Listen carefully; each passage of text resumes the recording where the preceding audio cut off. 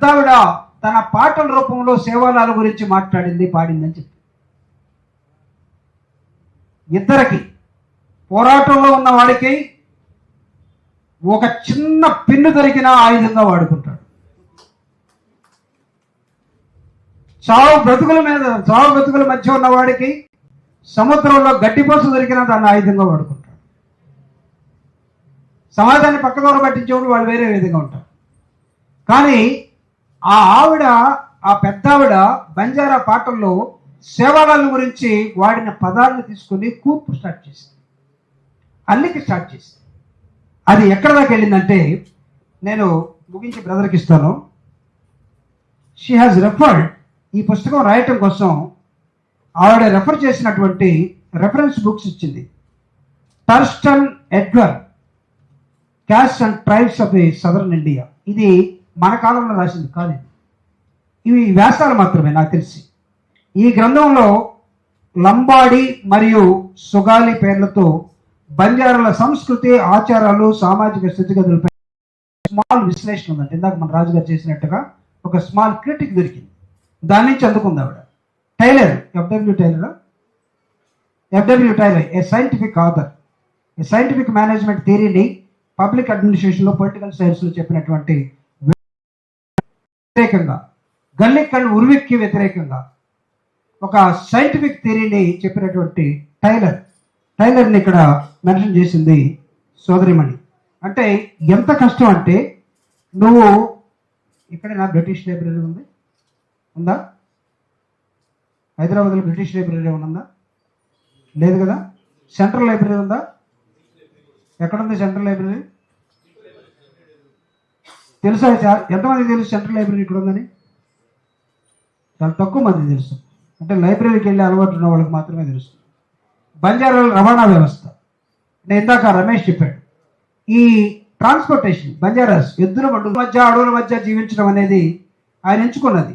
Madam అడవుల మధ్య జీవించడం అనేది ఆయన ఎంచుకున్నది. మేడం అంటే చాలా ఇచ్చింది, నేను ఇవన్నీ చదివితే టైం అయిపోతుంది. మీరు బంజారాలు, మూలాలు, మధ్య ఆసియా మరియు హిమాలయ అంటే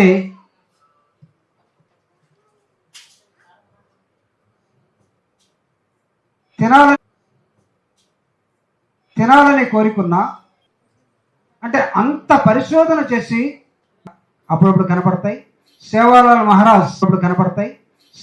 మహారాజ్ పుస్తకం నిజంగా నాకు చాలా ఎన్లైన్మెంట్గా నేను భావించాను. ఇంతవరకు నాకు ఈ పుస్తకం ఒకటి ఉందని, నేను కూడా కాస్త కూస్త చదివే వ్యక్తినే. ఈరోజు కూడా రోజు అప్డేట్ కావాలని కోరుకున్న వ్యక్తినే. సేవాలాల్ మహారాజ్ గురించి ఇప్పుడు ఈ ఉన్న వ్యక్తులకి నేను ఈ సేవాలాల్ మహారాజ్ గురించి, మన విశారదన్ మహారాజ్ చాలా అద్భుతమైనటువంటి స్పీకర్, ఎక్కడి నుంచో ఏదో తీసుకురాడు, మన మధ్య ఉన్నటువంటి ప్రతి వస్తువుని వాడుకొని మనందరికీ ఐ ఓపెనింగ్ ఉన్నట్టుగా చెప్పే గ్రేట్ ఉపన్యాసకుడు, ఉద్యమకారుడు, సోదరుడు విశారదంగా మాట్లాడాల్సిందిగా కోరుతున్నాను. Thank you.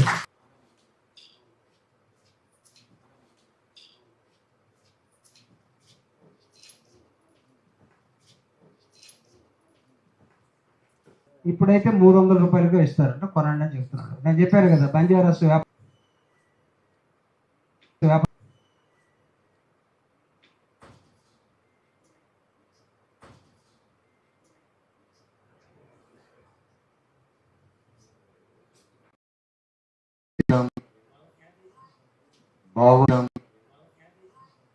బావాజీ చరిత్ర పుస్తకం మరియు సంత్ సేవా మహారాజ్ యొక్క పుస్తకం రెండు జూపూడి ప్రభాకరరావు గారికి మరియు వేదిక మీద ఉన్నటువంటి పేతావత్ సోమ్ల పద్మశ్రీ గారికి, పుస్తక బాలాజీ గారికి, మిత్రుడు ప్రొఫెసర్ రాజు నాయక్ గారికి, ఇంకా వేదిక మీద ఉన్నటువంటి పెద్దలు ఉన్నారు. మరి ఇంకా పేర్లు క్లియర్గా లేవు. వారందరికీ ఈ సభా కార్యక్రమంలో పాల్గొంటున్న అందరికీ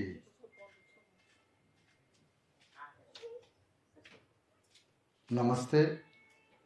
జై భారత రాజ్యాంగాన్ని తెలియజేస్తూ చాలా భిన్నమైన మీటింగ్ ఇది. అసలు ఎంత భిన్నమైన మీటింగ్ అంటే ఇక్కడ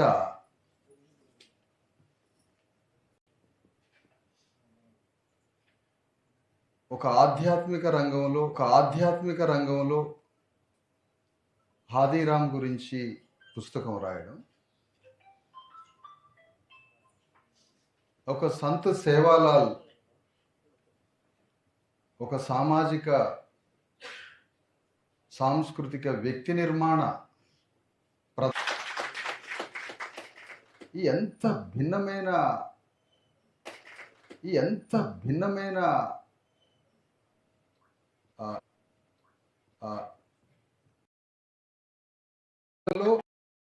ఒక మలుపు తిప్పే సంఘటన ఇది.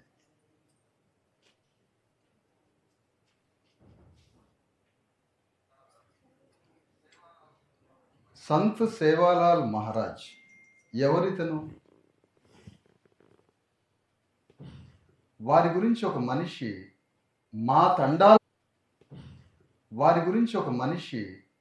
మా తండాల గురించి మాట్లాడాడు అంటున్నారు.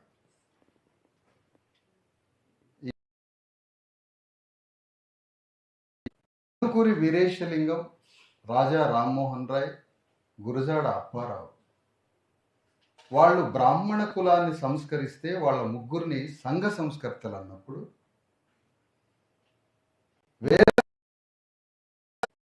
బానిసత్వంతో బతుకుతూ జీవితం అంటే ఏంటో తెలియని, మానవలో ఉండి జీవితం అంటే ఏంటో తెలియని, ఊరు బయట నివసిస్తున్నటువంటి లంబాడాల గురించి వారికి జీవితాన్ని ప్రసాదించిన వ్యక్తేమో కులానికి పరిమితమా? కందుకూరి, గురజాడ, రాజా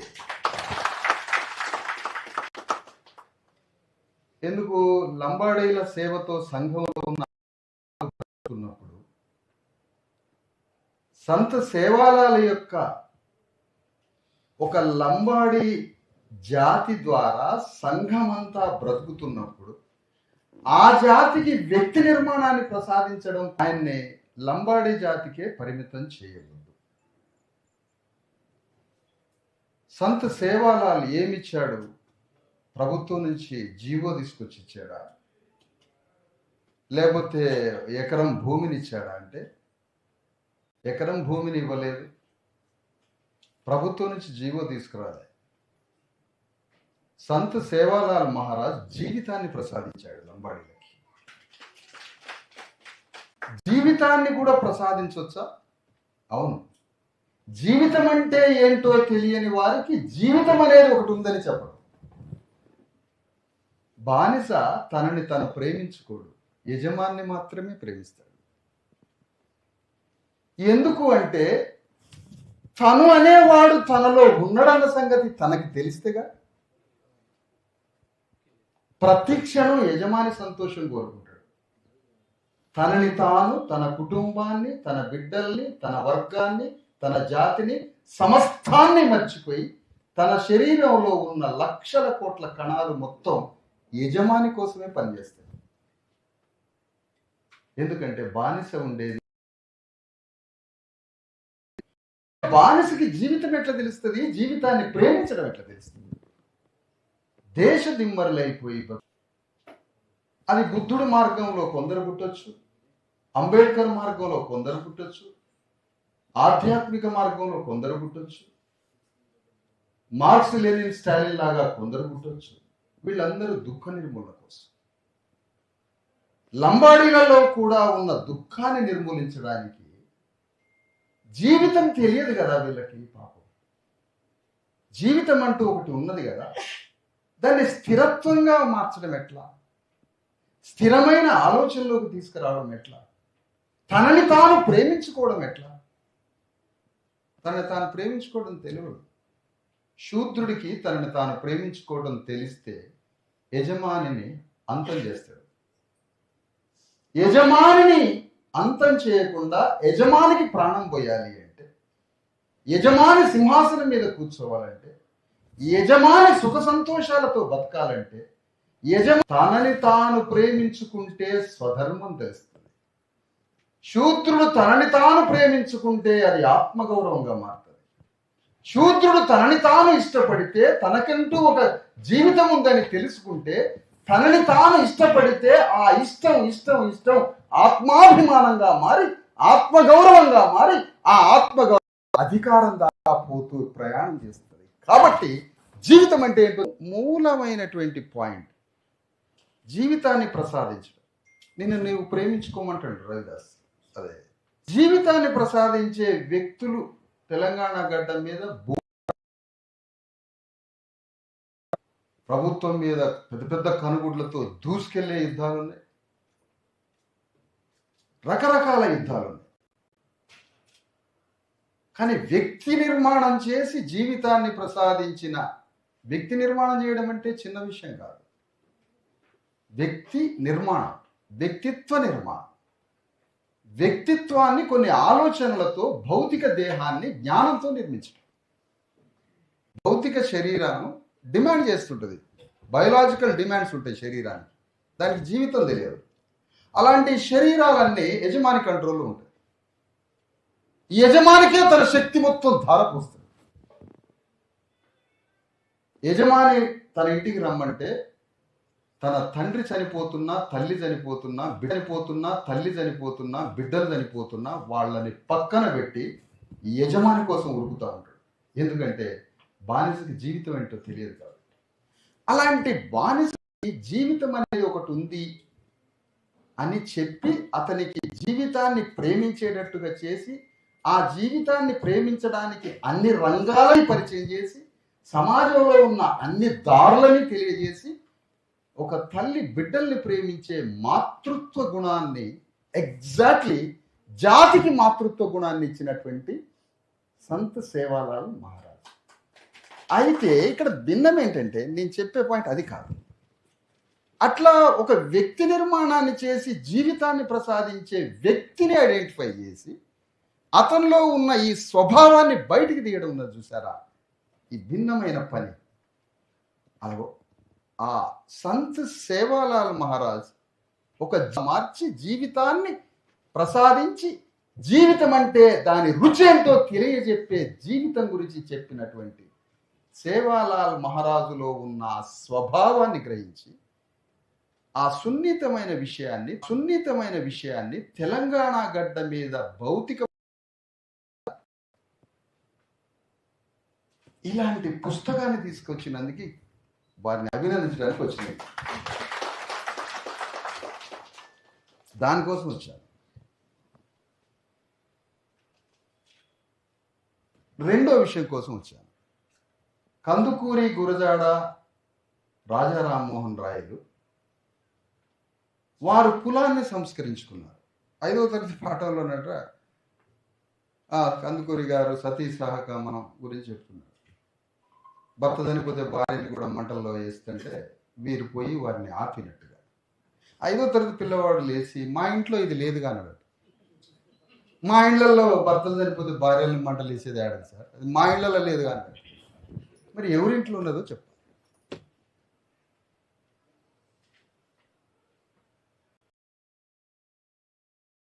ఉన్న ముగ్గురిని తీసుకొచ్చి నిర్బంధ విద్యలాగా ముగ్గురిని మన మీద నిర్బంధంగా రుద్దారు. సంత్ సేవాలాల్ మహారాజుని కూడా ప్రజాస్వామ్యంగా సమాజం మీద మేము రుద్దుతాం. నువ్వు నిర్బంధంగా రుద్దినావు, మేము ప్రజాస్వామ్యం. ఎందుకు? బాడీలో నర్వ్ సిస్టము, రక్త ప్రవాహ శ్రేణులన్నీ ఎట్లా ఉంటాయో సమాజానికి కూడా శ్రేణులు అంతే ఉంటాయి. ఏ ఒక్క వర్గం సమాజంలో పని చేయకపోయినా సమాజం చచ్చిపోతుంది. శరీరంలో కూడా ఏ పార్ట్ కిల్ అయినా శరీరం చచ్చిపోతుంది. లంబాడి అనే ఒక వర్గం దాని సేవ ద్వారా అనేక రూపాల సేవ. కాబట్టి సంత్ సేవాలాల్ మహారాజ్ కందుకూరి గురజాడ రాజా రామ్మోహన్ రాయల కన్నా కోట్ల రెట్లు గొప్పోడు. ఎందుకంటే ఈయన బాధిత వర్గం యొక్క ప్రతినిధి. జీవితం అంటే ఏంటో తెలియని వ్యక్తికి జీవితాన్ని ఇచ్చినటువంటి వ్యక్తి. అలాంటి సంత్ సేవాలాల్ మహారాజ్. ఏంటి మహారాజులు? ఎవరి మహారాజులు? జాతిని సంస్కరించడానికి.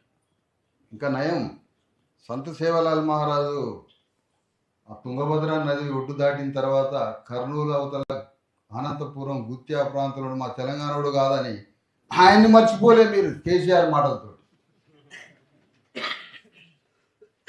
ఒక్కొక్కడిని అక్కడున్న గుర్రం జాషువా మనల్ని విముక్తి చేస్తే, గుర్రం జాషువా వినుకొండ గుంటూరు అయింది, మా ఆయన మనవడు కాదు అంటే నీ పక్క ఊర్లో ఉన్న నీ సోదరుని, నీ పక్క గ్రామంలో ఉన్న నీ రక్త బంధువులని, నీ పక్క గ్రామంలో ఉన్న నీ శ్రామిక వర్గాన్ని, నీ ఊర్లో ఉన్న భూస్వామ్య ధోరణి, నీ గ్రామ రక్త మాంసాలు పీల్చిన యుగయుగాలుగా రక్తాన్ని పీల్చినటువంటి గడి దొర నీకు భగవంతుడు, నీ పక్క గ్రామంలో ఉన్న ఆంధ్రాలో ఉన్న నీ శ్రామిక వర్గం నీ శత్రువు. విలువలు సృష్టించేవాడే విజేత. కేసీఆర్ విలువలు సృష్టించాడు, దాన్ని ధ్వంసం చేయడానికి తిరుగుతున్నాయి ప్రజల అధికారాలు. అట్లా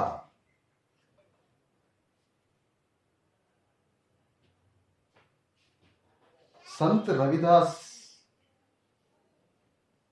గంగా నదిలో మునిగితే పుణ్యం రాదు, గంగా నదిలో మునిగితే దేవుడు దర్శనానికి రాడు. అసలు గంగా నదిలో ఏమీ లేదు, కలుషితం తప్ప. దేవుడున్నది నీ హృదయంలో అని గంగా నది నుంచి దేవుడు మహారాజ్ మా వర్గాల వాటా ఎంత అని 15వ శతాబ్దంలో యుద్ధం చేశాడు. ఆ సంత్ రవిదాస్ అనే చెప్పులు కుట్టుకునే చర్మకారుడి దగ్గర సంకల్పం తీసుకున్నవాడే గురునానక్. సిక్కు మత స్థాపకుడుగా బయలుదేరాడు. దేవుడి దగ్గర మా వాటా ఏంటి? ఆధ్యాత్మిక ప్రపంచంలో అణగారిన వర్గాల వాటా ఏమిటి? ఎందుకు ఆధ్యాత్మిక ప్రపంచాన్ని మనం వదిలిపెట్టాలి? దేవుడు లేడని. దేవుడు ఉన్నాడు. ఇక్కడ కూర్చున్న వాళ్ళంతా దేవుళ్ళే, వేదిక మీద ఉన్న వాళ్ళంతా దేవుళ్ళే. సత్యం ఉన్న ప్రతి చోట దేవుడు ఉన్నాడు. సత్యమే దేవుడు, సత్యమే దేవుడు.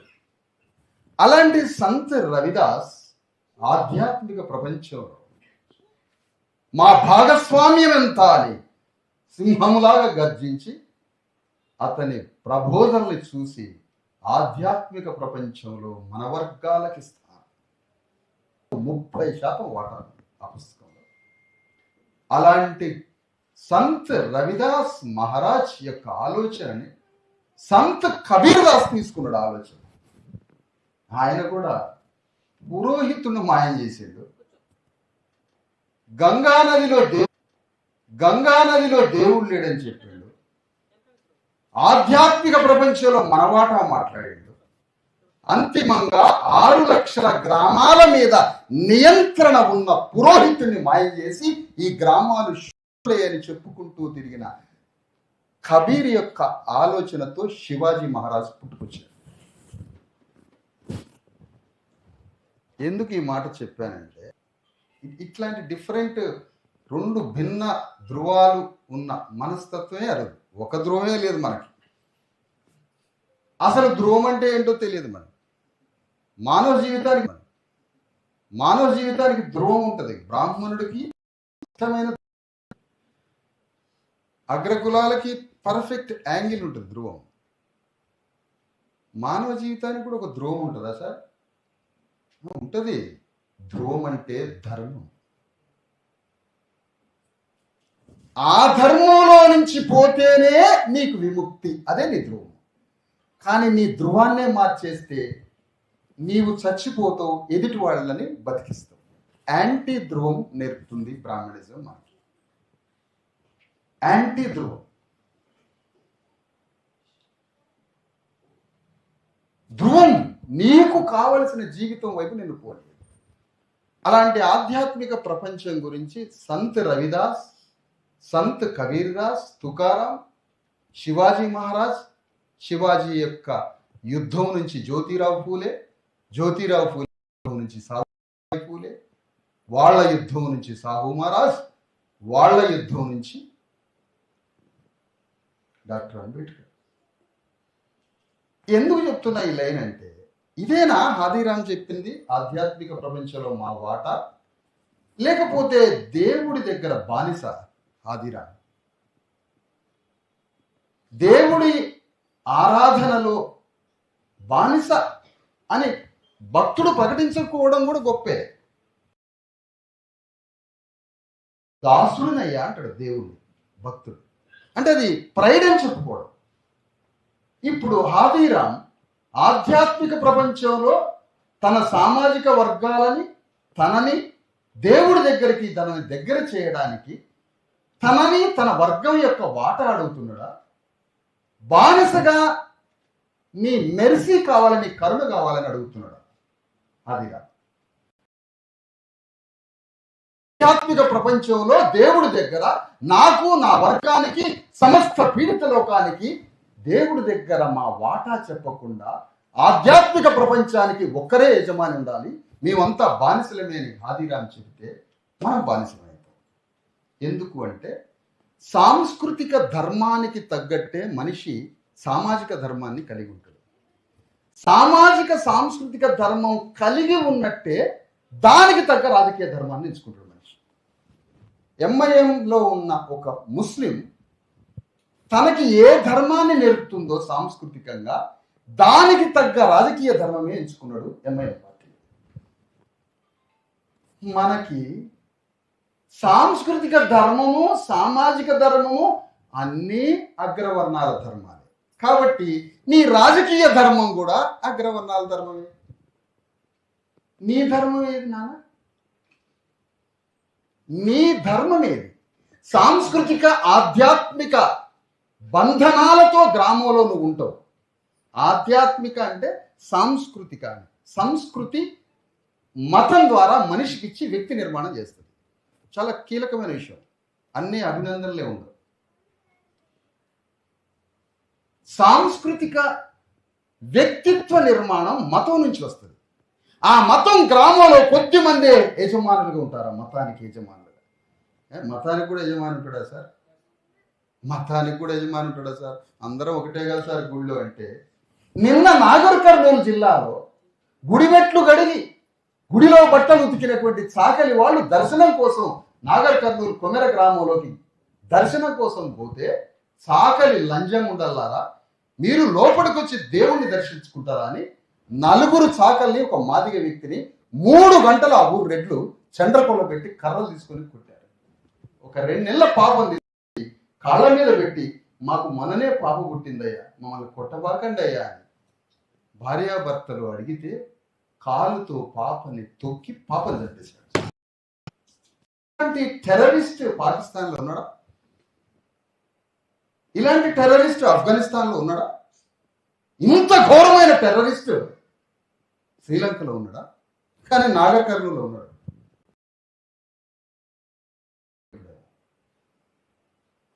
బలం ఎక్కడి నుంచి వస్తుంది? తనకి ఆత్మబలం. అందుకనే ఆధ్యాత్మిక ప్రపంచంలో వాటా ఎంత? హాదీరామ్ బాబా, నేను పుస్తకం చదివే టైం లేదమ్మా, కానీ బొమ్మ నుండి వెంకటేశ్వర స్వామి దండం పెడితే బాబాజీకి, హాదీరామ్కి ఎట్లా ఉంటుందని కలలు కంటున్నా.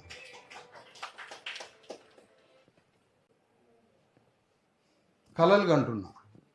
ఎందుకంటే హాదీరాములు లేకపోతే వెంకటేశ్వర స్వామి లేడు.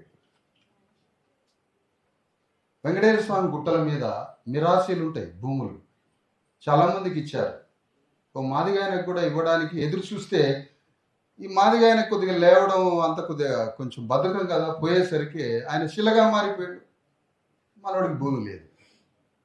పోయేటప్పుడు ఇంకా రాలేదేమయ్యా ఆయన, ఆ చర్మకారుడు ఇంకా రాలేదా, బ్రహ్మోత్సవాలకి చెప్పులు తయారు చేసుకున్నాం సార్ తమిళనాడు నుంచి, ఆయన రావడం లేట్ అయింది సార్, మళ్ళీ శిలగా మారుతుంది. కాబట్టి వచ్చిన వాళ్ళందరికీ శటకోపం పెడతారు. ఈ ఆదిరాం ఆధ్యాత్మిక ప్రపంచంలో వాటా అడుగుతున్నాడా? నేను దర్శనం చేసుకునే అవకాశం ఇస్తే నీ చల్లని నీ కంటి చూపు నా మీద ప్రసరిస్తే చాలయ్యా, ఇక నేను నీ దగ్గర ఉండిపోతా అంటే ఆదిరాం యొక్క వర్గం అంతా వెంకటేశ్వర స్వామికి ఆరాధన భక్త బానిసలుగా మారాల. లేదు అంటే జూపూడి ప్రభాకర్ రావు గారు నన్ను తీసుకుపోయి జగన్మోహన్ రెడ్డి దగ్గర 10 నిమిషాలు మాట్లాడిస్తే, జగన్మోహన్ రెడ్డి గారు నువ్వు కొంచెం పాశ్చాత్య వెస్ట్రన్ స్వభావంతో లాజిక్ అండ్ సైంటిఫిక్గా కొంత నీలో స్వభావం కనిపిస్తూ ఉంది, కొంచెం బ్రిటిషర్స్ లాంటి మైండ్ సెట్ ఉంది నీకు, ఎడ్యుకేషన్ని డెమోక్రటైజ్ చేయాలనుకున్నావు, హెల్త్ని డెమోక్రటైజ్ చేయాలనుకున్నావు, ఏదో కొంచెం ప్రజల పట్ల కొంచెం వెస్టర్న్గా ఉన్నావు. ఆదిరాం దర్శనం అనే పేరుతో తిరుపతి కొండ మీద ప్రతి పేదవాడికి మొదటి దర్శనం, ధనవంతుడికి చివరి దర్శనం చేయగలవా జగన్మోహన్ రెడ్డి? మక్కాలాగా పేరు ఆదిరాం దర్శనం. ప్రతి భక్తుడు రేషన్ కార్డు తీసుకొచ్చి తిరుపతి కొండ మీద తిరుపతి దేవస్థానం చైర్మన్ దగ్గర నాకేమీ లేదయ్యా అని ఒక రేషన్ కార్డు తీసుకొచ్చి జీరో నాకేమీ లేదు అని సర్టిఫికేట్ తీసుకొస్తే వెంకటేశ్వర స్వామి దగ్గర ఫస్ట్ దర్శనం అతనికి. అయ్యా నేను 1000 కోట్లకు సంబంధించిన, లక్షల కోట్లకు సంబంధించిన అంబానీ అంటే నీకు ఇప్పట్లో దర్శనం లేదు, దాదాపు 5 సంవత్సరాలు పడుతుంది వయసు, నువ్వు తర్వాత రావాలి. ఎందుకంటే ఇక్కడ నడిచేది ఆదిరాం ప్రోగ్రాం అని తిరుపతి కొండని డెమోక్రటైజ్ చేసి కటిక పేదవాడికి ముందు దర్శనం. ఇంకా దర్శనాల్లో రకాలు ఉంటాయట, మక్కాలో అదేం లేదు, ఒకటే దర్శనం. మక్కా లాంటి దర్శనాన్ని వెంకటేశ్వర స్వామి దగ్గర ఏర్పాటు చేయడానికి ఆదిరాం అనే ఒక పథకం పెట్టి జగన్మోహన్ రెడ్డిని నేను రాను, జూపుడి గారే కన్విన్స్ చేసి ఈ సభలో పాల్గొన్న నేరానికి రుణం చెల్లించుకోవాలంట. ఆదిరాం అసలు ఆదిరాం అనే వ్యక్తి వాటా అడుగుతున్నాడా? దేవుడి యొక్క చల్లని కరుణ చూపిస్తే దాసుడునయ్యా నేను నీకు అని చెబుతున్నాడా అనేది నేను సంపూర్ణంగా తెలుసుకున్నాకనే జూపుడి గారికి చెప్తా. అప్పటిదాకా మీరు జగన్మోహన్ రెడ్డి దగ్గర ఈ సబ్జెక్ట్ చెప్పబాకండి. ఇక సాంస్కృతిక ధర్మానికి తగ్గట్టుగా రాజకీయ ధర్మాన్ని ఎంచుకుంటాడు మనిషి. గ్రామంలో మనందరం ఊర్లో ఉన్న రెడ్డి గారికో దొరగారికో బానిసగా జీవిస్తే అది సామాజిక జీవితం. ఊర్లో ఉన్న పురోహితుడు తను చెప్పినట్టుగా జీవిస్తే అది సాంస్కృతిక జీవితం, మత సాంస్కృతిక జీవితం. వాళ్ళిద్దరూ ఎట్లా చెబితే రాజకీయ ధర్మాన్ని కూడా వాడు అంతే ఎంచుకుంటాడు. అందుకనే మనం విడుదల చేసే ఏ అక్షరమైనా ఏదైనా మన సాంస్కృతిక ధర్మాన్ని, మన రాజకీయ ధర్మాన్ని, మన ఆధ్యాత్మిక ధర్మాన్ని, మన శివుడి తత్వాన్ని, మనల్ని విముక్తి చేసిన ధర్మాలకి అనే పారామీటర్కి తగ్గట్టే ఉన్నాయా ప్రతి మాటలు? బ్రాహ్మణుడు ఏ పుస్తకం రిలీజ్ చేసినా, ఎందుకంటే వాళ్ళకి ఒక డైరెక్షన్ ఉంది, ధ్రువం ఉంది, వాళ్ళకు ఒక వాక్యం ఉంది, బ్రహ్మవాక్యం. ఆ వాక్యానికి బద్దులై జీవిస్తుంటారు. మనం కూడా మన పితరులు ఏ సాంస్కృతిక రాజకీయ ఆధ్యాత్మిక సామాజిక లిబరేషన్ కోరుతూ ఉన్నారో దాని కొనసాగింపుగానే ఉండి తీరాల్సిందే. దాని కొనసాగింపుగానే ఉండి తీరాలి. అది మొల్ల రచయిత్ర అయినా, సునీత రచయిత్ర అయినా, ఎవరైనా సరే దానికి తగ్గట్టే ఉండాలి. అది మొల్లగారైనా, కుమ్మరి కులంలో పుట్టిన ఆగండి ఒక నిమిషం. అందుకని నేను కోరేది ఏంటంటే, సంత్ సేవాలాల్ మహారాజ్ జీవితాన్ని ప్రసాదించిన ఒక వ్యక్తిని తీసుకొచ్చి లంబాడీలకి జీవితాన్ని ప్రసాదిస్తే, జీవితం అంటే ఏమిటో తెలుసుకొని తమ వ్యక్తిత్వ నిర్మాణాన్ని ఏర్పాటు చేసుకొని తమ వ్యక్తిత్వ నిర్మాణంతో తాము బలోపేతమై అది ఆత్మాభిమానంగా మారి, అది ఆత్మగౌరవంగా మారి, ఆత్మగౌరవంగా మారిన వాడు ఎదుటివాడి అధికారాన్ని ఒప్పుకోడు. కాబట్టి ఆత్మగౌరవానికి తీవ్ర స్థాయి ఏమిటి? ఆత్మగౌరవానికి పరాకాష్ఠ ఏంటి? ఆత్మగౌరవం యొక్క డిగ్రీ ఏమిటి? డిగ్రీ ఆఫ్ ఆత్మగౌరవం ఏంటి అంటే, సింహాసనం ఎక్కడమే ఆత్మగౌరవం యొక్క అంతిమ పరాకాష్ఠ రూపం. ఇప్పుడు ఈ ఆత్మగౌరవాన్ని పెంచే విధంగానే ప్రతి వాక్కు, ప్రతి మాట, ప్రతి రచన అది ఆధ్యాత్మికమైన, సామాజిక రంగమైన ఉండి తీరాల్సిందే. లేకపోతే యాంటీ మిషన్ అయితే నీ ధృవాన్ని మార్చిన వాళ్ళు అయితే నీ యాంటీ మిషన్ అవుతుంది. నీ పితరులు ఇచ్చింది మొత్తం నేను లిబరేట్ చేసిన ట్రాకే. 4 అక్షరాలు ఇంత గొప్ప పుస్తకాలు విడుదల చేయడానికి ఒక పెన్ను తీసుకొని రాయడమా? రాయండి అంటే ఈ రాతలేవి నేను ఎప్పుడో కలెక్టర్ అయ్యేటోడు అన్నాడు మనోడు. ఇక నువ్వు నేర్పుతున్నావు వచ్చి. ఇలాంటి లోకంలో ఈ పుస్తకాలు తీసుకొని రాగలిగిన దానికి కారణం వాళ్ళు 2. వీళ్ళని విపరీతంగా అమితంగా ప్రేమించి అందులో తిరుగులేదు. కానీ ఈ రచన యొక్క అంతిమ లక్ష్యం ఏంటి? దీని డెస్టినీ పాయింట్ ఏంటి? గమ్యం ఏంటి? ఆ గమ్యానికి మనల్ని అక్కడికి చేర్చే ఒక ప్రక్రియలోకి రావాలని వారిని కోరుతున్నాను. ఈ సందర్భంగా ఇక ఈ పుస్తకాలు రాయగలిగే శక్తిని ఆమెకు ఎవరిచ్చారు? కాన్స్టిట్యూషన్, రాజ్యాంగం, అంబేద్కర్.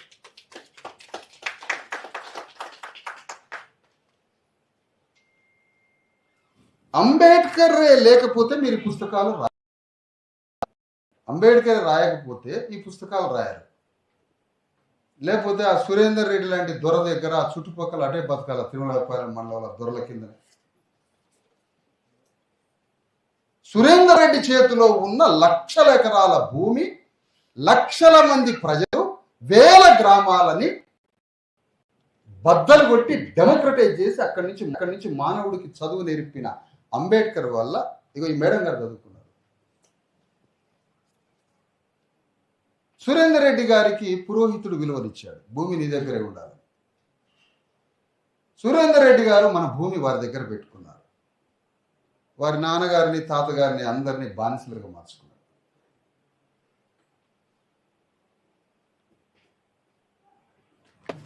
అందులో ఉన్న కుటుంబాన్ని అంబేద్కర్ గుంజుకొని దగ్గర తీసి చదివించి, అందుకని అంబేద్కర్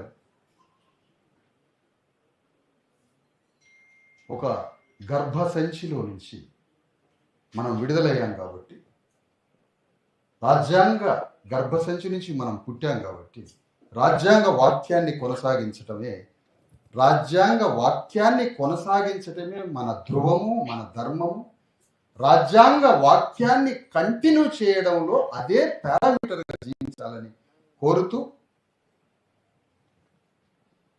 ఈ 2 పుస్తకాలు మరింత చర్చను లేవదీసి లోపలికి మన మహనీయుల యొక్క మార్గంలో ప్రయాణించే మార్గంలోకి మనం మిళితమై అదే మార్గంలో పోవాలని కోరుతూ, ఏది ఏమైనప్పటికీ ఇంత పెద్ద కాంట్రిబ్యూషన్ తెలంగాణ రాష్ట్రంలో ఒక బాధిత వర్గాల్లో నుంచి ఒక మహిళ బయటికి వచ్చి ఇలాంటి పుస్తకాలు విడుదల చేయడం గ్రేట్.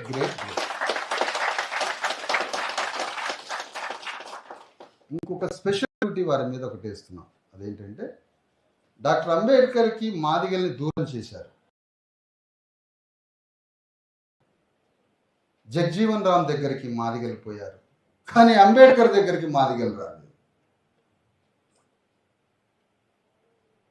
అగో మీ జగజీవన్ రామే అని చెప్పింది కాంగ్రెస్ పార్టీ. మీ వాడనే జగజీవన్ రావు అంటే అంబేద్కర్ లేకుండా పోయిన జగజీవన్ రావు వచ్చేసిండు. జగజీవన్ రామ్ చర్మకారుడు. అంబేద్కర్ భారతదేశంలో ఉన్న మొట్టమొదట అందరినీ విముక్తి చేసిండు. 90% చర్మకారులను విముక్తి చేసిండు అంబేద్కర్. కానీ అంబేద్కర్కి మాదిగలకి మధ్య కన్స్ట్రక్షన్ మరి ముఖ్యంగా మన దక్షిణ భారతదేశంలో బాగా దూరం అవుతా ఉంది. మరి ముఖ్యంగా ఆంధ్రప్రదేశ్ తెలంగాణలో బాగా దూరం అవుతుంది. కాబట్టి స్పెషల్ డ్యూటీ తీసుకున్నాం మేము. మాదిగల్ ప్లస్ అంబేద్కర్ ఈ కెమిస్ట్రీ చేస్తే ఈక్వల్ పవర్ వస్తుంది.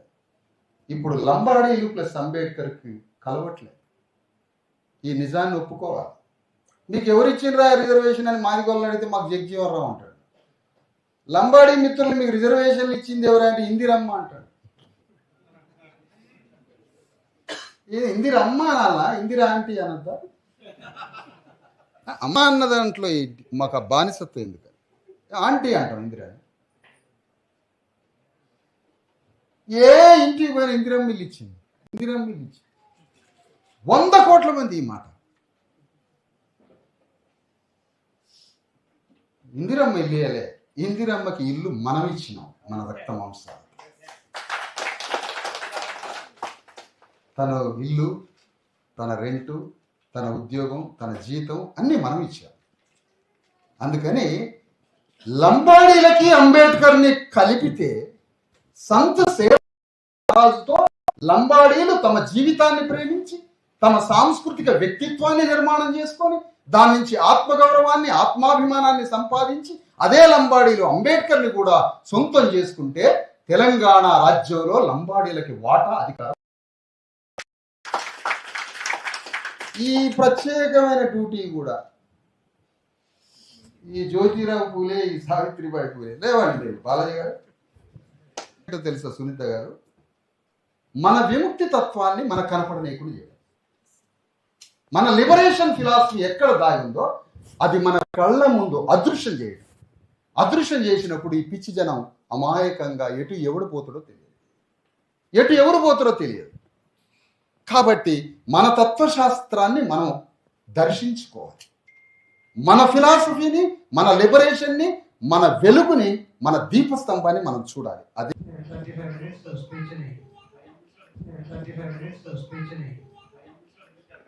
పుస్తకాన్ని కాస్త ఫాలో చేద్దాం. సో పుస్తకం ఆత్మగౌరవ నినాదం కాస్త అధికారం కోసం. అది రాయాలంటే అంబేద్కర్ చదవాలి, కాళీశ్వరం చదవాలి, పూజని చదవాలి. అధికారం ఊరకేది రాదనేది దశాబ్దాలుగా మనకు అర్థమవుతూనే ఉంది. రాజ్యాంగాన్ని అనుభవిస్తూనే, దాన్ని తీసుకుంటూనే అది ఒక చొక్కా లాగా, ఒక ప్యాంట్ లాగా ఆ రోజుకు వాడేస్తున్నాం. రిజర్వేషన్ ద్వారా ఉద్యోగం వచ్చింది, అంబేద్కర్కి మనకి సంబంధం లేదు.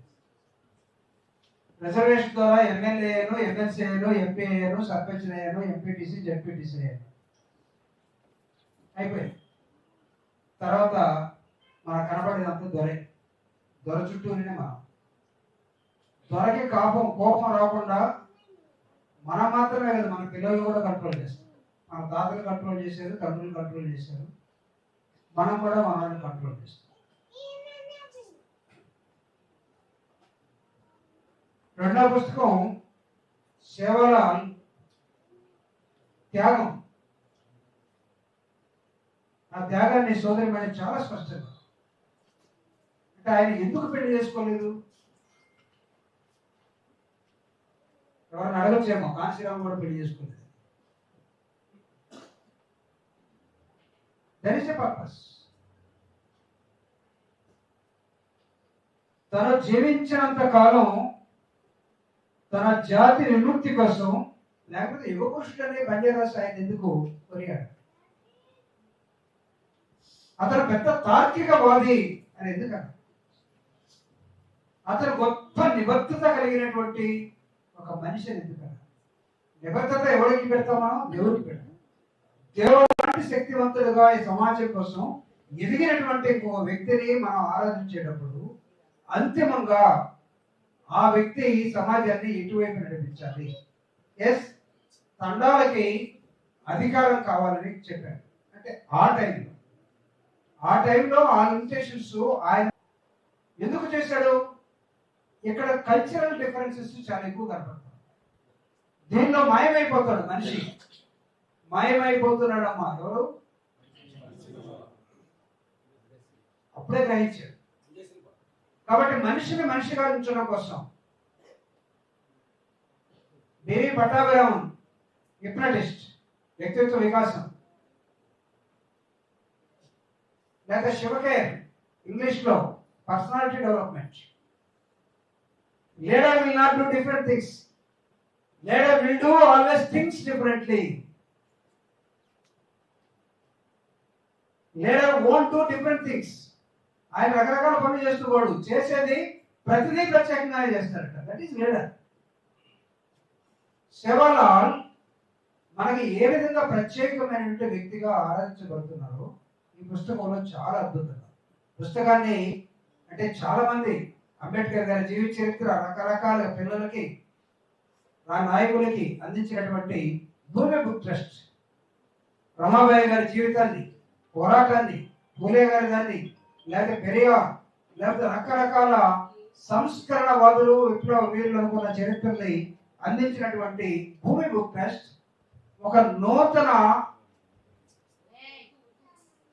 నాయకుడిని ప్రపంచానికి తెలిసేటట్టుగా ప్రత్యేకంగా తెలుగు ప్రజలకి, తెలుగు వ్యూవర్స్ కి, ఉద్యమకారులకి సేవాలాల్ మహారాజుని నిజంగా ఈ రోజు తన భూమి బుక్ ట్రస్ట్ ద్వారా పరిచయం చేయటం నిజంగా వాళ్ళకి హ్యాట్స్ ఆఫ్ తెలియజేస్తూ, చాలా రావాలని బాలాజీ రాథోర్జీ ఉద్యోగంలో ఉన్న వారిని అంటే కట్టడాల మధ్య, కబంధ హస్తాల మధ్య, భార్య బయటికి వెళితే పొద్దున్నే చేయవరు పెడతారు, పిల్లల్ని బడిగోడు తిప్పాలి. ఏ క్యాయ భై రామా వెనకరా, పట్టణంలో ఉద్యోగం ఉంది, విద్యుత్ చదువులో ఉద్యోగం, కూర్చో అని అనలేదు.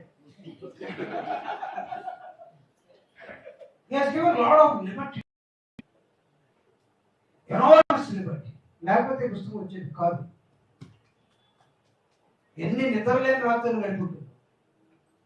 తప్పన బర్నింగ్ డిజైర్ పొరపాటు. మనం ఆదరించాలే కానీ దేవుడు మాత్రమే ఆదరించి, మనల్ని తినేవాడిని వాడిని మాత్రమే ఆదరించి, మన సొంతంగా మనలో ఉన్న వాళ్ళని మనం గౌరవించడం, ఆదరించడం మానేస్తే యానించారు. వీళ్ళందరూ బంజారా అంటే ఏమవుతుంది? ఏం పండవు అక్కడ, కొండలు గుడ్లు పెడతాయి అంతే. అఫ్కోర్స్ మన దగ్గర ఉన్న బంజారా కాదు. మన దగ్గర బంజారా ఇప్పుడు సోకాళ్ళు బంజారా జాయిన్ అయిపోయారు. ఎవరు? ఐఏఎస్లు, ఐపీఎస్లు, రాజకీయ నాయకులు. ప్రీవియస్లీ బంజారా అంటే ఎవరిది?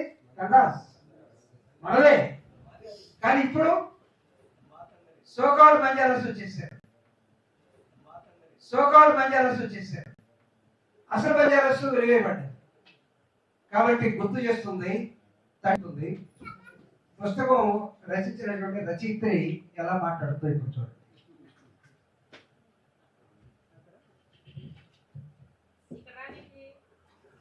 గౌరవనీయులైన పెద్దలకు, అదేవిధంగా ఈ కార్యక్రమానికి విచ్చేసిన నా బంధుమిత్రులందరికీ నా హృదయపూర్వక ధన్యవాదాలు తెలుపుకుంటున్నాను. ఈరోజు నా జీవితంలో మర్చిపోలేని అద్భుతమైన రోజు.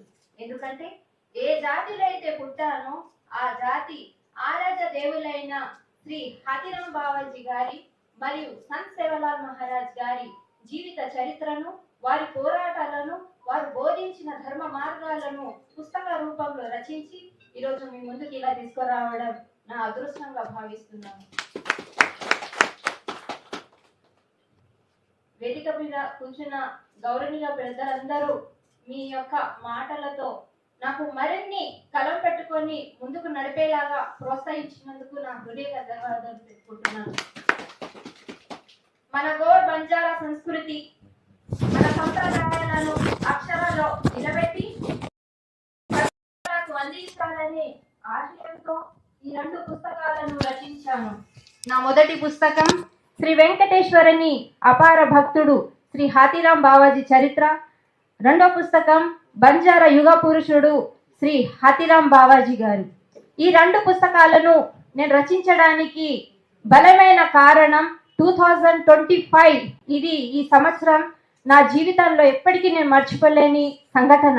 ఎందుకనంటే నేను కలం పట్టక ముందు నుంచే నేను మనుషులను చదవడం నేర్చుకున్నాను. వర్గాలుగా విభదీసే మనుషులను చూసి నేర్చుకున్నాను. ఒక మనిషి చదువుకుంటే ఇతరులని ప్రోత్సహిస్తాడు. కులాలు మతాలు కాదు, మూఢనమ్మకాలు కాదు, మనుషులుగా జీవించాలని చెప్పే చదువుకున్న మనుషులే నేడు మన సమాజంలో చూస్తాము. నీది ఏ కులం, నీది ఏ మతం, మీరు పూజించే అంత గొప్పవారా అనే ప్రశ్నలు నా జీవితంలో ఎన్నో విన్నాను.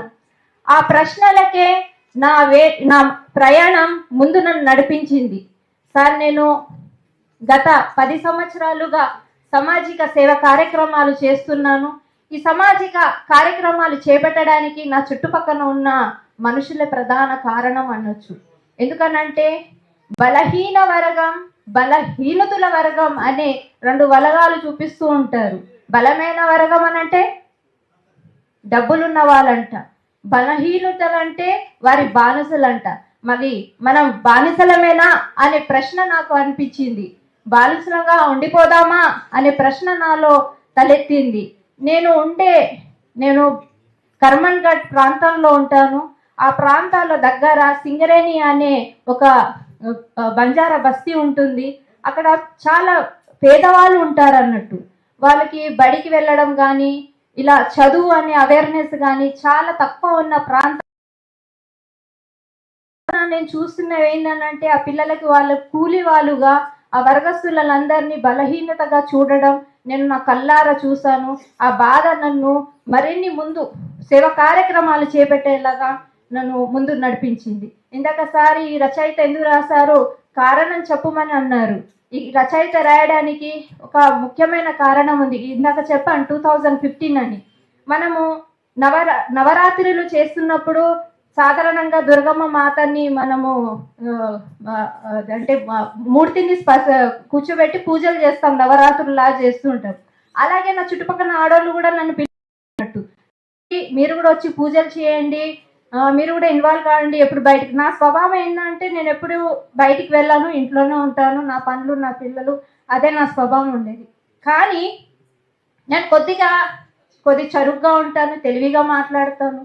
ఏదైనా తప్పుగా మాట్లాడితే మీరు బంజారులు ఇలా అంటే ఎంబటే వాళ్ళని ప్రశ్నిస్తాను. మేము బంజారాలం అంటే బానిసలం కాదు, మాకు కూడా ఒక చరిత్ర ఉందని చెప్తూ ఉంటాను. అది నా మాట్లాడే సతిన బాణాకే బంజారా హాతేతి పూజా వేయిక, సారీ సార్ భాషలో మాట్లాడుతున్నందుకు, ఒక బంజారా అమ్మాయి దేవతని ఇంత అద్భుతంగా పూజ చేస్తుందా, అది కూడా మా ముందు ఇంత అద్భుతంగా పాటలు పాడుతుందా, ఇంత అద్భుతమైన అన్ని తెలిసినట్టు ఎట్లా చేస్తుంది అన్న ఉద్దేశంతో రాత్రికి రాత్రే అమ్మవారి విగ్రహాన్ని కాల్పెట్టేశారు. అక్కడి నుంచి నా జీవితంలో ఎలాంటి మార్పు అయిందంటే వీళ్ళ వర్గాలు పూజలు చేస్తే స్వయంగా అమ్మవారు తగలబడిపోతుంది. నిజంగా తగలబడిపోతుందా అమ్మవారు తగలబడిపోతుందా అనే ప్రశ్న నాకు ఎంతో బాధ కలిగించింది. ఏంది నా జాతిలో ఇంత ఈ పూజ చేయకుండా ఇంత వెనకబడి ఉంటారా అనే భావం నాలో కలిగింది. నేను లిటరల్లీ 1 year నేను ఇదే బాధలో, ఇదే నాకు నా చుట్టుపక్కల వాళ్ళు నా మీద వేసిన ఈ నిందలని నేను చాలా లోతుగా లోనయ్యి నేను ఇంట్లో నుంచి బయటికి వెళ్ళే పరిస్థితిలో కూడా లేకుండా సిచ్యువేషన్లో నాకు చేశారు నా చుట్టుపక్కల వాళ్ళు. అప్పుడు మా వారు నాకు ఒక మహానురాలు ఇన్స్పిరేషన్ మాటలు చెప్పారు. సావిత్రిబాయి పూలే గారు.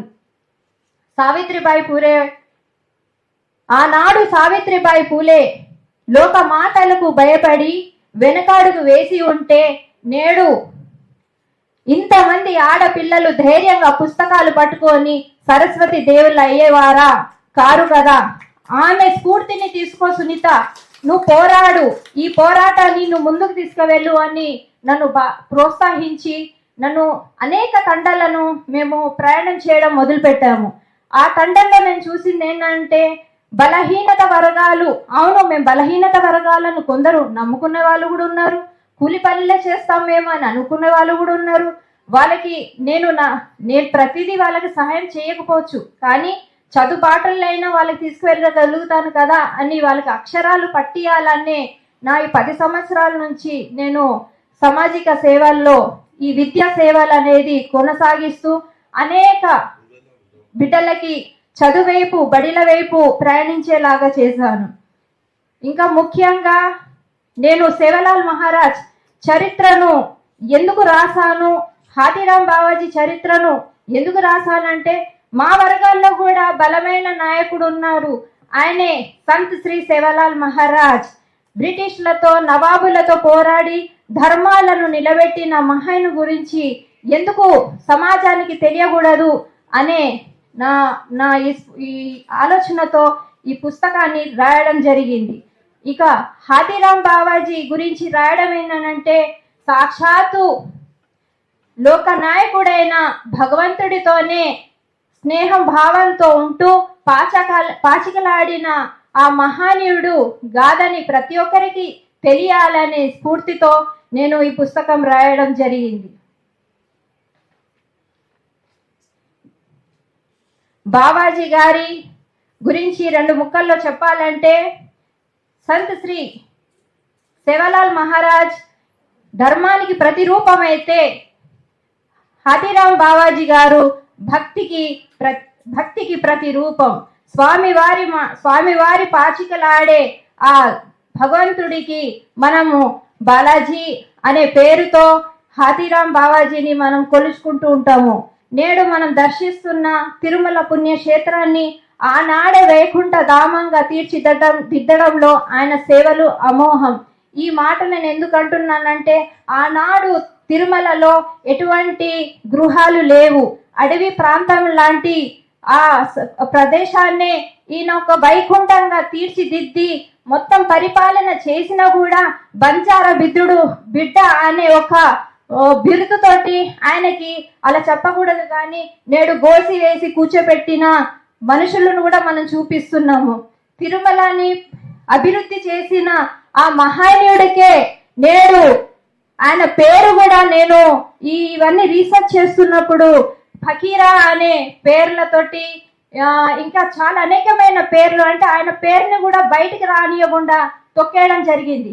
అదేంది, మా కులంలో ఇంత మంచి భక్తుడు ఉన్నాడు కదా, సాక్షాత్తు ఆ పరమేశ్వరుడికే కలిసిన పాచికలాడిన భక్తుడు అంటున్నారు కదా, మరి ఆయన పేరుని బయటికి తీయకపోవడం ఏంటి అనే నాలో ఒక పట్టుదలను నన్ను ముందుకు నడిపించింది.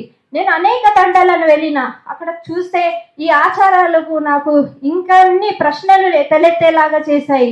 మనము తిరుపతికి వెళ్ళేటప్పుడు మా బంజారులు నెల రోజులు హాతీరాం బావాజీ సమర్థించడానికి, అలాగే బావాజీ గారిని దర్శించడానికి వెళ్ళినప్పుడు నెల రోజులు ఈ పవిత్రమైన కార్యక్రమాలు తండల్లో చేయడం నేను చూశాను. వారు చాలా పవిత్రంగా ఈ పూజలు చేస్తూ ఉంటారు.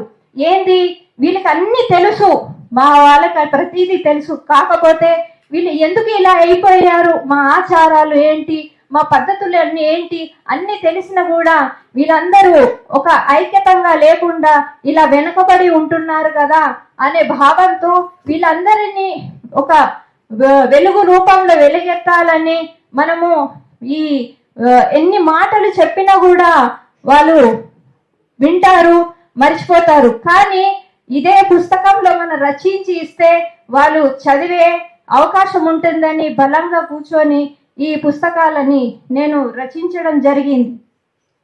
ఇంకా నేను 2 ముక్కలు భాషలో చెప్పదలుచుకున్నాను. आज अपना तांडे में हर एक नायक एगे छ, हर एक नायक ले जेर देखो तो और पार्टी में जाता नहीं, आगम वेरे छ, अपन कसन हाई वेरे छ, अपने ऊंच काल में अपने सेवालाल महाराज अपने घोरूर झंडा दिखाड़ो, अपन केरी हेड बानिसा वे छे, अपन केरी झंडा पाड़े छे, आंग बड़े देनी का स्वभाव में थी, अपने काय न दिखाड़ो, काय न केगो, प्रतिदि दिखा अपना घोरूर बेटा काय सीख रहे छ, कसो एक आलोचना अपन सेवन करनो. आज हर एक जना कह रहे छ, आज देखा तो हरेक जना ई मार कांग्रेसर नेता ई छा, मार बीआरएस पार्टी नेता मारो छा, मारो ई फलाना बीजेपी पार्टी मारो छा कह रहे छा। कसन मारो सेवलाल महाराज धोले झंडा हमारो छा, हम सेवलाल बाबू हम कसन झंडा नहीं पाड़नो, कसन युवतरम कसन सोच रही कोनी कसनी एक प्रश्न तम सोचनो कतनी मैं कोर रही छू। कसन अपने झंडा अपने कसन भारी वेरी छा, लोग झंडा अपने कसन हो ई वेरी छा, प्रेमा वेरी छा। आज देखा तो लोग झंडा पाड़े वासु भाई भाई में लड़ मर रहे था अपन, एक आंख बढ़ रहा तो लारा अपन देखता नहीं और खींचे कोशिश कर रहे था। अपन देखा तो आज काला रेवंत रेड्डी अपने सेवलाल बाबू रो जयंती दाड़ा दी वाते कन केगो మీరు చదువుకోండి, మీకు కూర్చోబెట్టి నేను భూములను ఇవ్వను, మీరు ఎంత చదువుకుంటారో అంత చదువుకోండి, మీకు చదువులను ఇస్తాను. నిజంగా చదువు ఇచ్చి ఉంటే ఏనాడో ఇచ్చేవాళ్ళు, ఏనాడో ఇందిరమ్మ మనకు చదివిచ్చేది. కానీ వీళ్ళు మనకి చెప్పే మాటలు అన్ని ఉట్టి మాటలని దయచేసి మీరు అనుకోవాలి. అంటే కూర్చొని మీరు వ్యాపారం చేస్తే కుదరదు, మీరు చదువుకోండి, ఎంత చదివిస్తానో అంత నేను చదివిస్తాను. ఎమ్మెల్యేలు అవుతారా, లేకపోతే మంగళీలాగా డాక్టర్లు అవుతారా, లేకపోతే ఇంజనీర్లు అవుతారా అని అంటున్నారు. అయ్యా నిజంగా మా పిల్లలు ఎమ్మెల్యేలు అవుతా అంటున్నారు, ఎంపీలు అవుతా అంటున్నారు. శరత్ కొర్ర లాంటి నాయకులు, శ్రీమన్ లాంటి నాయకులు, గన్ను లాంటి నాయకులు, కూర్చున్న పెద్దవాళ్ళ లాంటి నాయకులు అవుతా అంటున్నారు. మీరు అవనిస్తారా, మా వర్గాలని మీరు ముందు రాణిస్తారా అని నేను కోరుతున్నాను. డాక్టరే కామంటున్నారు, ఇంజనీరే కామంటున్నారు, ఎందుకు మా పక్కన కూర్చొని మాతో సమానంగా మీరు కూడా ఎమ్మెల్యే ఎంపీలు కామని ఎందుకంటే లేరు అని నేను ఈ వేదిక ద్వారాగా ప్రశ్నిస్తున్నాను.